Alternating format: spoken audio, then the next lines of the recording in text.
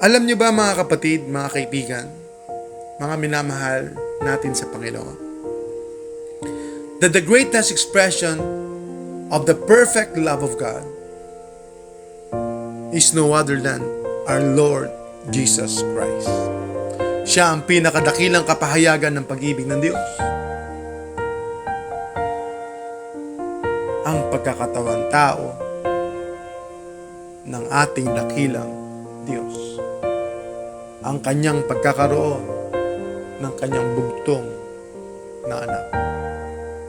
Sapagkat sa pamamagitan ng ating Panginoong Jesucristo, lalong higit nahayag at nabigyang buhay ang damdamin, kalooban, panukala ng ating butihing Diyos na sa pamamagitan ng kanyang layunin at panukala, ipinadala niya, isinugo niya ang kanyang bugtong na anak. At sa pamamagitan ng kanyang anak, nahayag ang higit pang pagkakilala, higit pang kalulatian at karangalan ng Diyos, sapagkat ang Diyos mula't simula ay hindi maaaring makahalupilo at makisalamuha sa mga tao.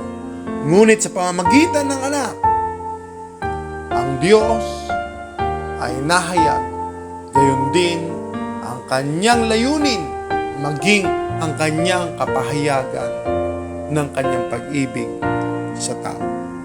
Ang pinakadakilang kapahayagan ng pag-ibig ng Diyos ay walang iba kundi ang ating Panginoong Jesucristo.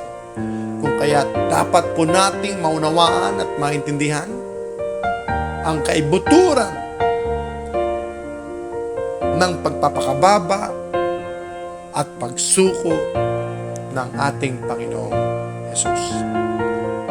Lahat ng ito sa kapurihan at kalwalatian ng ating Panginoong Jesucristo. Siya nawa.